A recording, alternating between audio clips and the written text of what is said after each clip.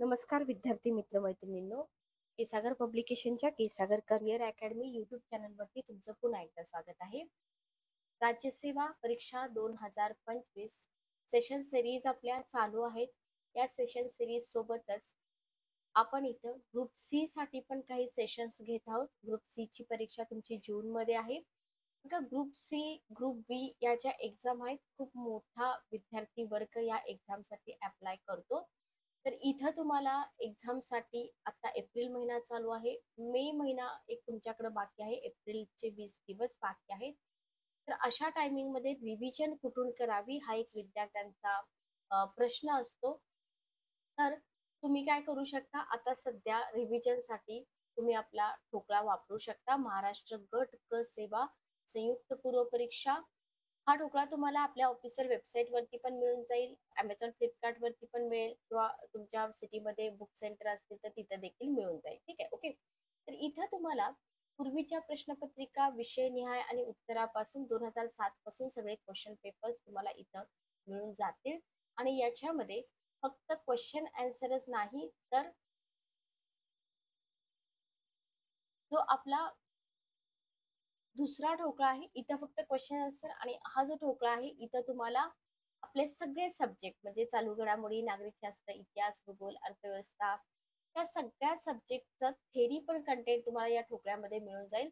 हे तुम्ही तुमच्या शेवटच्या दिवसांमध्ये रिवाइज करू शकता, कारण शेवटच्या दिवसांमध्ये आपण पुस्तकं रिवाइज करू शकत नाही पूर्ण. ठीक आहे, तर हे पुस्तक तुम्ही मागवा. या पुस्तकामधून 100% तुमची रिव्हिजन कंप्लीट होईल आणि पेपरचा एक्सपिरियन्स तुमचा खूप चांगला राहील. ठीक आहे, याच पुस्तकामधून आज मी इंडियन पॉलिटीचे काही क्वेश्चन घेत आहेत.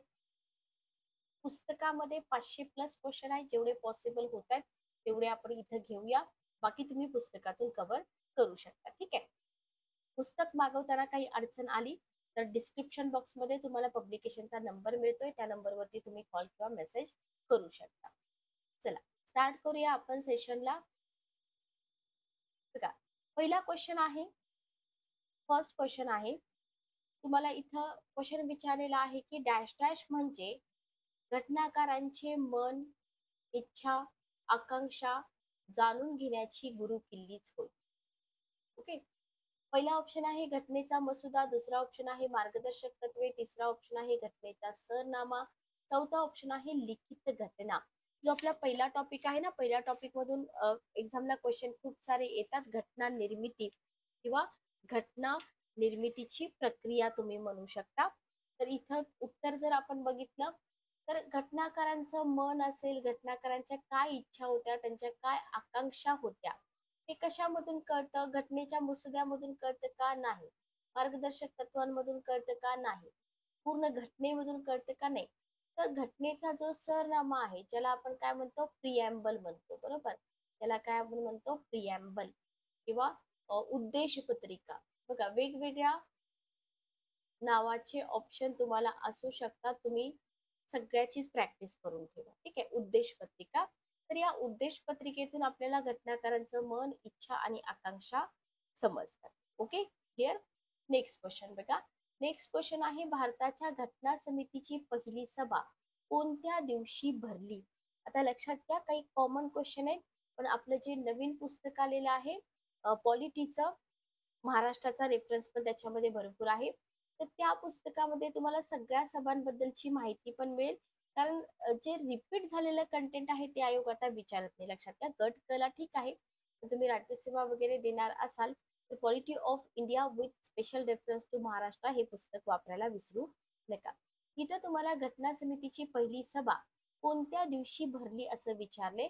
15 ऑगस्ट 1947, 26 नोव्हेंबर 1947, 9 डिसेंबर 1946 आणि 20 फेब्रुवारी 1947. बघा काय म्हटलंय, भारताच्या घटना समितीची पहिली सभा कधी भरली. ठीक आहे, याच्यामध्ये उत्तर जर बघितलं आपण तर 9 डिसेंबर 1946. ओके, पहिली सभा जी भरलेली आहे ती 9 डिसेंबर 1946 ला भरलेली आहे.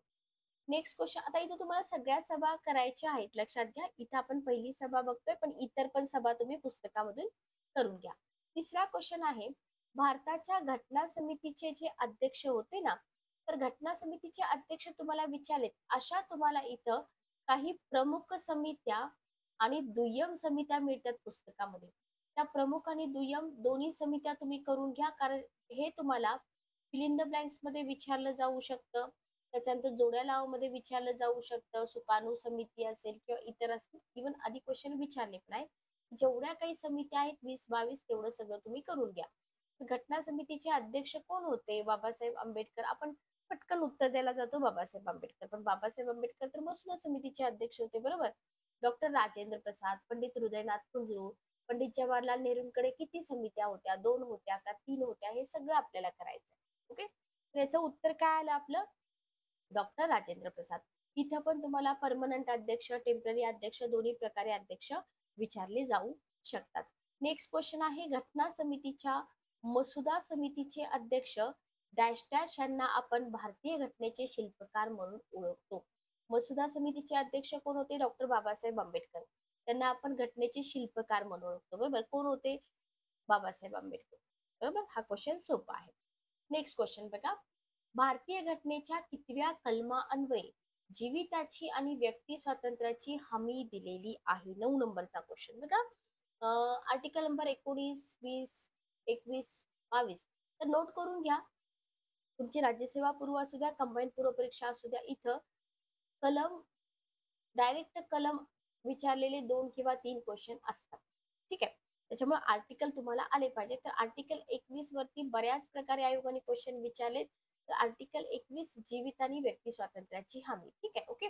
तसंच तुम्हाला आर्टिकल 20 का आहे, आर्टिकल 22 का आहे, 19 का आहे, 6 स्वातंत्र्य इथं दिलेले आहेत. हे सगळं तुम्हाला आठवलं पाहिजे. लक्षात घ्या. फक्त शेवटच्या दिवसांमध्ये रिव्हिजनसाठी पुस्तक बेस्ट आहे. 10 नंबरचा क्वेश्चन बघा.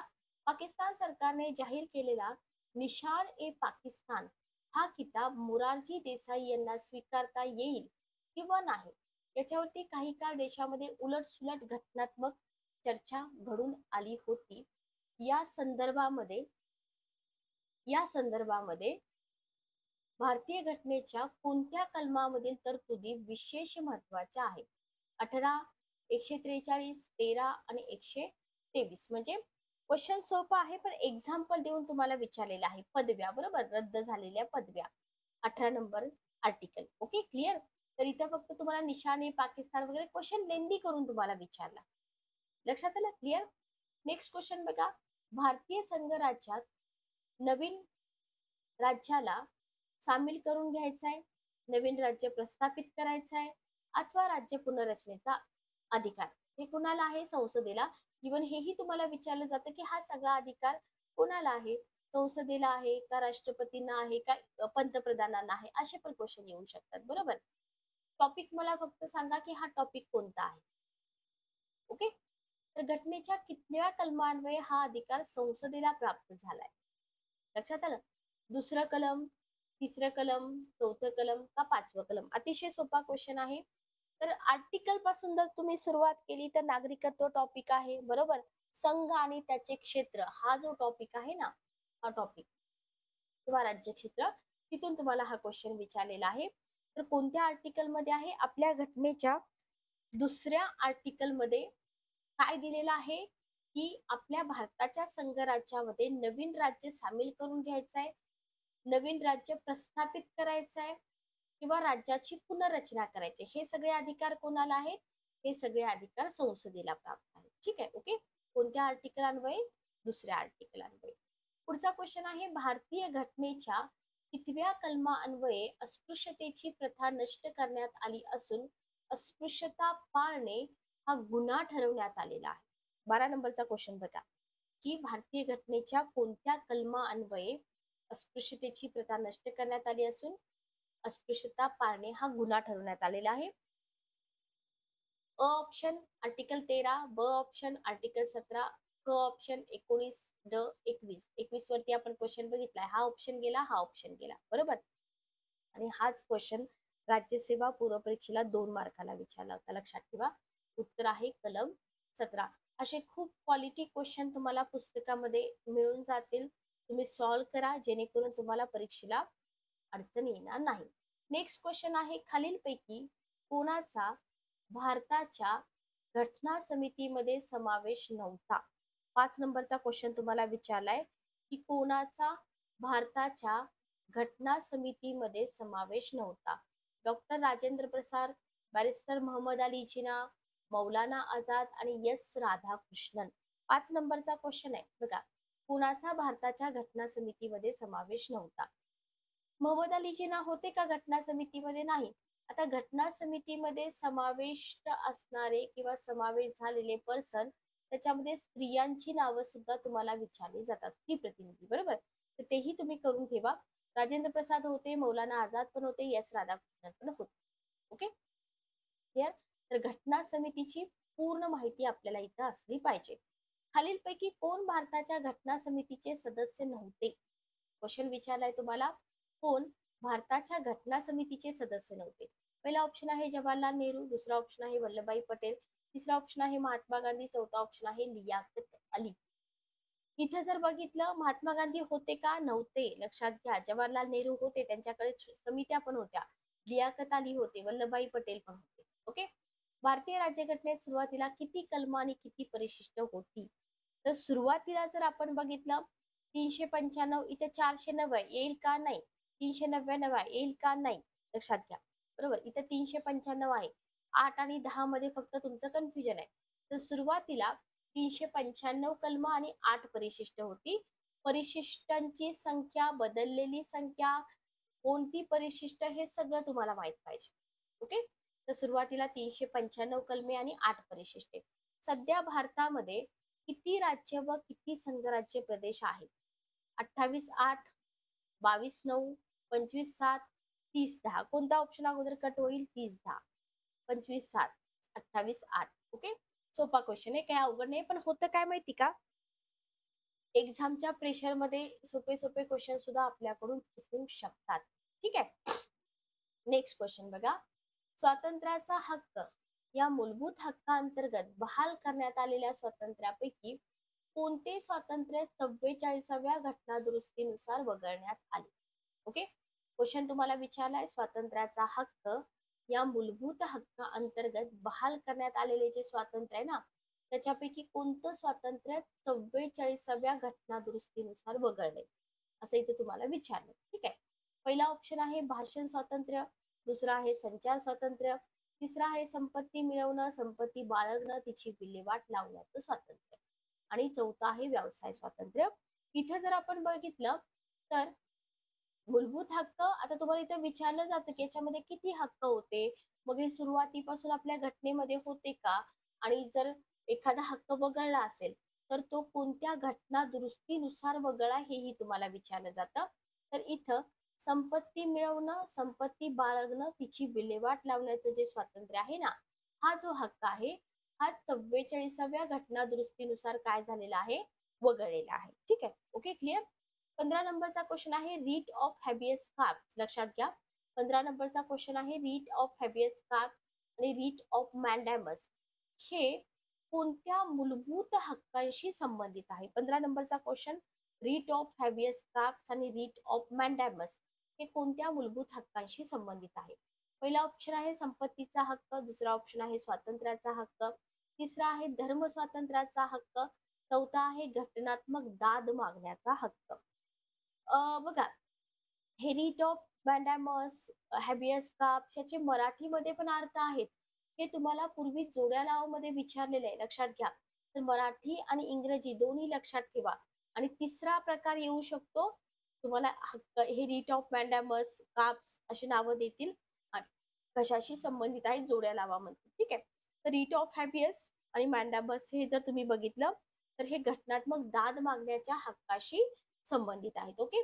म्हणजे कंटेंट आपल्या समोर असतं, फक्त ते कशा प्रकारे क्वेश्चन विचारले जाऊ शकतील याचा थोडासा आपण इथे विचार करायला पाहिजे. नेक्स्ट क्वेश्चन बघा. नेक्स्ट क्वेश्चन आहे भारतीय घटनेचे खालीलपैकी कितवे कलम घटना दुरुस्तीशी संबंधित आहे? 15 नंबरचा क्वेश्चन, भारतीय घटनेचे खालीलपैकी कितवं कलम घटना दुरुस्तीशी संबंधित आहे? पहिला ऑप्शन आहे 31, दुसरा ऑप्शन आहे 368, तिसरा आहे 370, चौथा आहे 359. सोपा क्वेश्चन आहे, काहीही अवघड नाहीये. घटना दुरुस्ती हा मोठा टॉपिक आहे. घटना दुरुस्तीचे प्रकार असतील, सगळं काही आपल्याला इथं करावं लागतं. तर आर्टिकल 368 जे आहे, हे आर्टिकल 368 बरोबर आहे का बघा? आर्टिकल 368 घटना दुरुस्तीशी संबंधित आहे. बरोबर? घटनेमध्ये किती प्रकारे दुरुस्ती करता येते? मग घटनेच्या कोणत्या भागामध्ये दुरुस्ती करता येते? मूलभूत हक्कामध्ये दुरुस्ती करता येते का? का येत नाही? मग असे कोणते सुप्रीम कोर्टाचे वर्डिक्ट आहे जिथं असं सांगितलेलं आहे की मूलभूत हक्कामध्ये दुरुस्ती करता येते? कोणती प्रकरण आहे ज्याच्यामध्ये करता येत नाही असा निर्णय दिला? तर बरंच कंटेंट आहे जे तुम्हाला एक्झाम मध्ये विचारलं जाऊ शकतं. नेक्स्ट क्वेश्चन बघा. भारताच्या राष्ट्रपतींची निवड डॅश डॅश हे करतात. पंतप्रधान आणि त्यांचं मंत्रिमंडळ, राज्यसभा लोकसभा यांचे सदस्य, संसदेच्या दोन्ही गृहातील आणि राज्याच्या विधानसभेतील निवडून आलेले सदस्य, आणि चौथा ऑप्शन आहे संसदेची दोन्ही गृह राज्यांची दोन्ही गृह यांचे सदस्य. हा क्वेश्चन तुम्ही कितीही वेळा करा, कंटाळू नका. एक्झाम मध्ये उत्तर चुकू शकतं. ठीक आहे, ओके. तर राष्ट्रपतींची निवड आणि राष्ट्रपतींचा महाभियोग हे दोन क्वेश्चन कन्फ्युज करतात, लक्षात घ्या. जेव्हा राष्ट्रपतींची निवड असते ना, तेव्हा संसदेच्या दोन्ही गृहामधील आणि राज्याच्या विधानसभेतील निवडून आलेले सदस्य जे असतात ना, ते काय करतात? राष्ट्रपतींची निवड इथं करतात. हे आपल्याला इथं व्यवस्थित लक्षात ठेवायचं आहे. नेक्स्ट क्वेश्चन आहे, राष्ट्रपती संदर्भात कोणते विधान चूक आहे? काय विचारले बघा. राष्ट्रपतींच्या संदर्भात कोणतं विधान चूक आहे? पहिला ऑप्शन आहे, राष्ट्रपती पदाची जी मुदत आहे ना, ती 5 वर्ष असते. ओके. दुसरा ऑप्शन आहे, राष्ट्रपतीला राजीनामा द्यायचा आहे तर त्यांनी तो उपराष्ट्रपतींकडे सादर करावा. तिसरा आहे, राष्ट्रपतीला राष्ट्रपती पदाची निवडणूक दुसऱ्यांदा लढविता येत नाही. आणि चौथा ऑप्शन आहे, राष्ट्रपती पदासाठी उमेदवार हा भारतीय नागरिक असावाच लागतो. अशाच पद्धतीचा क्वेश्चन कंबाईनला येऊन गेलेला आहे. चूक विचारले तुम्हाला. मग इथं बघा, मुदत 5 वर्ष बरोबर आहे, राजीनामा बरोबर आहे, भारतीय नागरिक बरोबर आहे. फक्त तिसरा ऑप्शन चुकीचा आहे की राष्ट्रपतीला राष्ट्रपती पदाची निवडणूक दुसऱ्यांदा लढवता येत नाही. असं काही आहे का? अजिबात नाही. बरोबर. 19 नंबरचा क्वेश्चन आहे, कोणाची नेमणूक करण्याचे अधिकार राष्ट्रपतींना नाहीत. व्हेरी व्हेरी इम्पॉर्टंट क्वेश्चन, कायम रिपीट होणारा क्वेश्चन. अटर्नी जनरल, कॅग असतील, राज्यपाल असतील, उपराष्ट्रपती असतील. मग इथं जर तुम्ही बघितलं तर इथं उपराष्ट्रपतींची नेमणूक करण्याचे अधिकार राष्ट्रपतींना आहेत का? अजिबात नाही. अटर्नी जनरल, राज्यपाल, कॅग यांच्या नेमणुका राष्ट्रपती करतात, पण उपराष्ट्रपतींची जी नेमणूक आहे ती राष्ट्रपती करत नाहीत. लक्षात आलं? नेक्स्ट क्वेश्चन बघा. राष्ट्रपतींच्या निवडणुकी संदर्भात जर एखादा विवाद निर्माण झाला तर त्याचा निवाडा करण्याचा अधिकार कोणाला आहे? लोकसभा अध्यक्ष, सर्वोच्च न्यायालय, राज्यसभा सभापती, निवडणूक आयोग. 23 नंबरचा क्वेश्चन बघा. जर राष्ट्रपतीच्या निवडणुकी संदर्भात एखादा विवाद निर्माण झाला तर कोण करतो निवाडा? लोकसभेचे अध्यक्ष करतात का? नाही, सुप्रीम कोर्ट करतो. बरोबर. तर निवडणूक आयोग इथे बघा, कन्फ्युजन काय होतं, आपल्याला वाटतं निवडणूक आयोग करतो. अजिबात नाही. निवडणूक आयोगाचं काम काय आहे? फक्त निवडणुका घेणे. बरोबर. विवाद सोडवणं हे निवडणूक आयोगाचं काम आहे का? अजिबात नाही. त्याच्यामुळे विचार करा, उत्तर देताना विचार करा की काय काम असेल बाबा निवडणूक आयोगाचं. ओके. नेक्स्ट क्वेश्चन बघा. खालीलपैकी कोणत्या कलमान्वये एखाद्या महत्वाच्या कायदेशीर बाबीवर राष्ट्रपती सर्वोच्च न्यायालयाचा सल्ला घेऊ शकतात? Article 120, article 123, article 140, article 143. 24 नंबरचा क्वेश्चन बघा. इथं काय म्हटलंय? राष्ट्रपतींना काय करायचंय? एससीचा सल्ला घ्यायचाय. कोणत्या आर्टिकल नुसार? Article number 143. कायम या आर्टिकल 143 वरती आयोग क्वेश्चन विचारतो, लक्षात ठेवा. ठीक आहे. केंद्र व राज्य लोकसेवा आयोगाची तरतूद कोणत्या कलमान्वये करण्यात आली? 315(1) म्हणजे आपला एमपीएससी आणि युपीएससी. 315 ऑप्शन दुसरा आहे का? नाही. 320(1), 378(2), 323(2). तर 315 पोट कलम 1 या कलमा अन्वये काय केलेलं आहे? युपीएससी, केंद्रीय लोकसेवा आयोग आणि राज्य लोकसेवा आयोग म्हणजे स्टेट पीसीएस, बरोबर, public service commission, state PCS, जसं की आपलं एमपीएससी आहे तसं. तर 315(1) लोकसभा आणि राज्यसभा यांची संयुक्त बैठक बोलवण्याचे अधिकार कोणाला आहे? लोकसभा आणि राज्यसभा यांची संयुक्त बैठक बोलवण्याचे अधिकार कोणाला आहेत? लोकसभेचे अध्यक्ष, पंतप्रधान, राज्यसभा सभापती, राष्ट्रपती. कोण बोलवतात? राष्ट्रपती बोलवतात, बरोबर. संयुक्त बैठकीला काही आर्टिकल वगैरे असतं का? असेल तर मला कमेंट बॉक्समध्ये सांगा. पुढचा क्वेश्चन आहे, डॅश डॅश हे भारतीय सैन्याच्या तिन्ही दलाचे सर्वोच्च प्रमुख असतात. फील्ड मार्शल, पंतप्रधान, राष्ट्रपती, भूदल प्रमुख. 27 नंबरचा क्वेश्चन. राष्ट्रपती, बरोबर. सोपा क्वेश्चन आहे, एक्झाम मध्ये विचारणार पण नाहीत. तर इथे जर आपण बघितलं तर 31 नंबरचा क्वेश्चन काय आहे बघा, की आपल्या पदाची सूत्रे हाती घेण्यापूर्वी राष्ट्रपतींना शपथ ग्रहण करावी लागते. ठीक आहे. तर राष्ट्रपतींना शपथ कोण देत असेल तर म्हटलंय, तर उत्तर आहे सर्वोच्च न्यायालयाचे सरन्यायाधीश. ओके. नेक्स्ट क्वेश्चन आहे, एखादा गुन्हेगार आहे, त्या गुन्हेगाराची शिक्षा कमी करायची, शिक्षा तहकूब करायचे, रद्द करायचे, हे सगळे अधिकार घटनेमध्ये कुणाला आहेत? राष्ट्रपतींना आहेत, असाही क्वेश्चन विचारला जाऊ शकतो. कोणत्या कलमान्वये आहेत हे तुम्हाला इथे विचारते. ठीक आहे. तर लक्षात घ्या, आर्टिकल 121, आर्टिकल 123, 143 आणि 72. तर कलम 72 द्वारे हे अधिकार कुणाला आहेत? राष्ट्रपतींना. ठीक आहे. हे वाचताना पण असंच वाचा, शिक्षा कमी करणे, तहकूब करणे, रद्द करणे. वाचन सुद्धा खूप इफेक्टिव्ह असलं पाहिजे, लक्षात घ्या. नेक्स्ट क्वेश्चन आहे वट्ट हुकूम. बघा, वट्ट हुकूम, सॉरी, अध्यादेश, हे असे वर्ड्स असणारे क्वेश्चन ना थोडं केअरफुली वाचत चला. तर कलम डॅश डॅश हे राष्ट्रपतींच्या वटहुकूम काढण्याच्या अधिकाराशी संबंधित आहे. कोणतं कलम? 123, 368, 352, 370. तर आर्टिकल नंबर 123 कशाशी संबंधित आहे? राष्ट्रपतींच्या वटहुकूम काढण्याच्या अधिकाराशी संबंधित आहे, लक्षात ठेवा. ठीक आहे. राष्ट्रपतींच्या वटहुकूम काढण्याच्या अधिकाराशी संबंधित आहे. 29 नंबरचा क्वेश्चन बघा, राष्ट्रपतींच्या वटहुकूम काढण्याच्या अधिकारासंदर्भात कोणतं विधान चुकीचं आहे? म्हणजे हे सगळं कंटेंट तुम्हाला कशाशी रिलेटेड आहे? वटहुकूम काढण्याचा जो अधिकार आहे त्याच्याशी संबंधित आहे. ओके. तर संसदेचं अधिवेशन चालू असताना वटहुकूम काढतात, संसदेचे अधिवेशन चालू नसतानाच फक्त वटहुकूम काढू शकतात, केव्हाही रद्द करू शकतात. आणि हा जो काढलेला वटहुकूम असतो हा संसदेच्या नजीकच्या अधिवेशनात संमतीसाठी ठेवावा लागतो. काय विचारलंय? चुकीचं विचारलं. ठीक आहे. इथे जर आपण बघितलं तर अधिवेशन चालू असताना वटहुकूम काढतात का? नाही. चालू नसतानाच फक्त वटहुकूम काढू शकतात, बरोबर. केव्हाही रद्द करू शकतात आणि संमतीसाठी ठेवावा लागतो. ओके. असे हे क्वेश्चन आहेत जे तुम्हाला खूप सारे कॉन्सेप्ट क्लिअर करून देतील आणि एक्झाम मध्ये तुम्हाला क्वेश्चन दिसतील. नेक्स्ट क्वेश्चन आहे 42 नंबरचा, खालीलपैकी कोणते विधान बरोबर आहे? क्वेश्चन काय विचारलाय बघा, खालीलपैकी कोणते विधान बरोबर आहे? पहिलं विधान आपण बघूया. पहिलं विधान दिलंय तुम्हाला, दर 2 वर्षांनी. हे फक्त चेक करायचं किती वर्षांनी म्हणतायत? 2 वर्षांनी. 1/3 म्हणतायत. एवढंच एक्झाम मध्ये चेक करायचं असतं. राज्यसभा दिलंय का लोकसभा दिलंय? केअरफुली बघा. राज्यसभेतील सभासद निवृत्त होतात. दर 5 वर्षांनी नवीन सदस्य निवडून जातात.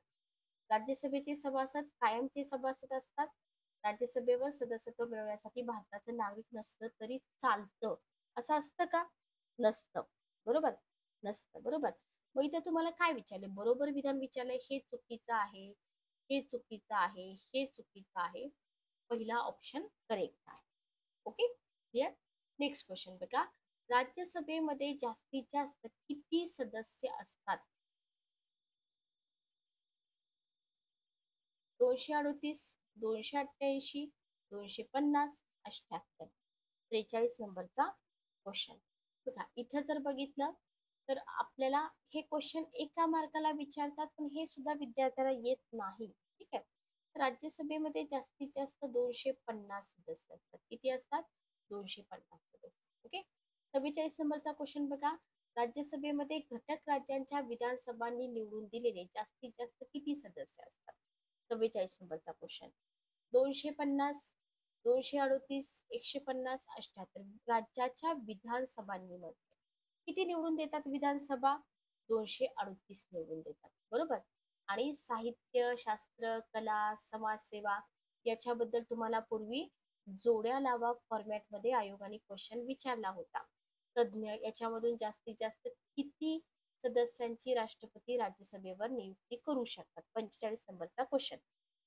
ओके, याच्यामध्ये 9, 12, 22, 78. 45 नंबरचा क्वेश्चन बघा, 12. ठीक आहे, किती? 12. 12 इतक्या सदस्यांची राष्ट्रपती राज्यसभेवर नियुक्ती करू शकतात. ठीक आहे, क्लिअर. नेक्स्ट बघा, एखादं विधेयक धन विधेयक आहे किंवा नाही हे ठरवण्याचा अधिकार कोणाला असतो? एखादं विधेयक धन विधेयक आहे किंवा नाही हे ठरवण्याचा अधिकार कोणाला असतो? राष्ट्रपतींना असतो, राज्याच्या सभापतींना असतो, पंतप्रधानांना असतो का लोकसभेच्या अध्यक्षांना असतो? ओके, तर इथं उत्तर जर आपण बघितलं लोकसभेच्या अध्यक्षांना असतो. एखादं विधेयक धन विधेयक आहे किंवा नाही हे ठरवायचं आहे, हा अधिकार कोणाला असतो? लोकसभेच्या अध्यक्षांना असतो. ठीक आहे, ओके, क्लिअर. नेक्स्ट क्वेश्चन बघा, धन विधेयकाबाबत खालीलपैकी कोणते विधान चुकीचे आहे? धन विधेयकाबाबत खालीलपैकी कोणते विधान चुकीचे आहे? का राज्यसभा धन विधेयक जास्तीत जास्त 14 दिवस विचाराधीन ठेवू शकते. राज्यसभेने धन विधेयक दुरुस्तीसह किंवा दुरुस्ती विरहित 14 दिवसांच्या मुदतीत लोकसभेकडे सादर न केल्यास ते जसेच्या तसे दोन्ही गृहांनी संमत केले असे समजले जाते. ओके, राज्यसभेने केलेल्या शिफारसी लोकसभा मान्य करते अथवा करत नाही. राज्यसभेने केलेल्या शिफारसी लोकसभेला मान्य कराव्याच लागतात. ड ऑप्शन. उत्तर काय येईल बघा, चुकीचं म्हटलंय, हे चुकीचं आहे. बरोबर आहे. बाकी 14 दिवस मान्य करते अथवा करत नाही हे सगळं बरोबर आहे. काय बरोबर आहे ते तुम्ही थोडस चेक करा.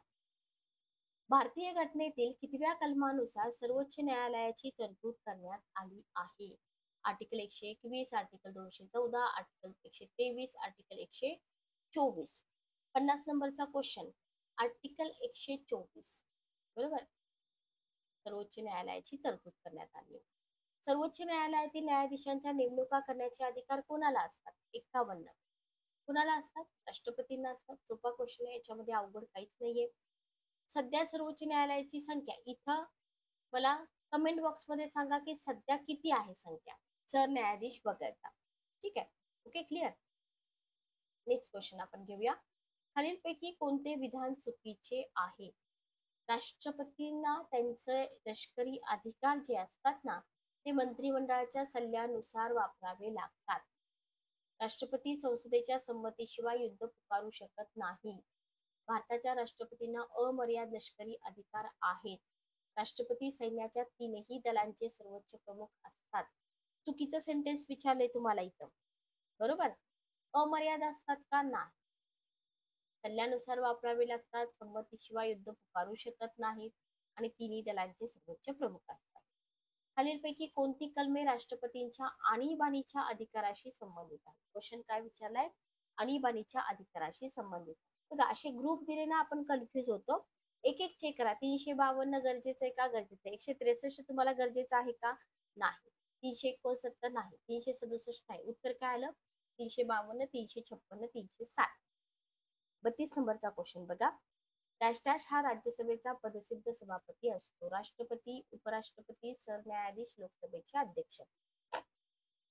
इथे जर बघितलं आपण तर उपराष्ट्रपती हा राज्यसभेचा पदसिद्ध सभापती असतो. लक्षात ठेवा. ठीक आहे, ओके.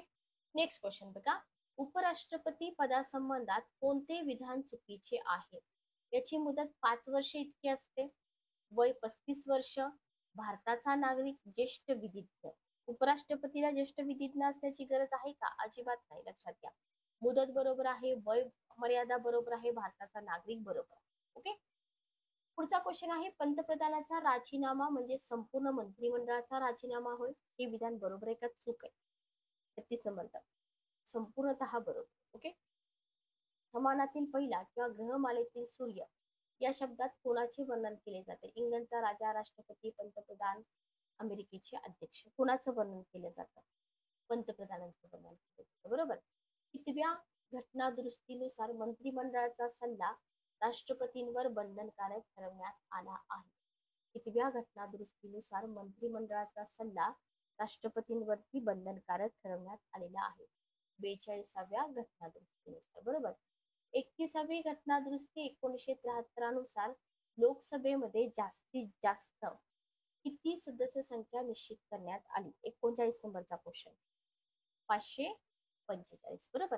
तर हा होता आपला क्वेश्चन सेट नंबर 1. सेशन कसं वाटलं मला नक्की सांगा.